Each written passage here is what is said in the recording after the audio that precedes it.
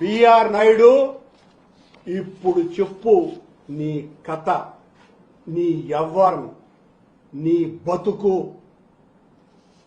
పశువు కంటే హీనమైనటువంటి వ్యక్తివు నువ్వు.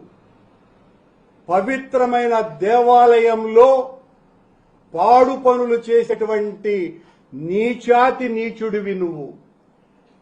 అసలు ముఖ్యమంత్రి అయిన చంద్రబాబు నాయుడు గారికే ఈ ఉత్తరం ఒక బ్రాహ్మణ తల్లి, భర్తను కోల్పోయిన వైదిక బ్రాహ్మణ తల్లి ఇంత ఆర్తనాదం చంద్రబాబు గారికి రాస్తే కూడా పట్టించుకోలేదు అంటే చంద్రబాబు నాయుడు గారు ఉద్దేశపూర్వకంగా ఇలాంటి నీచుణ్ణే టీటీడీలో ఉంచాలా అనేటువంటి అనుమానం ఎవరికైనా రాదా అండి?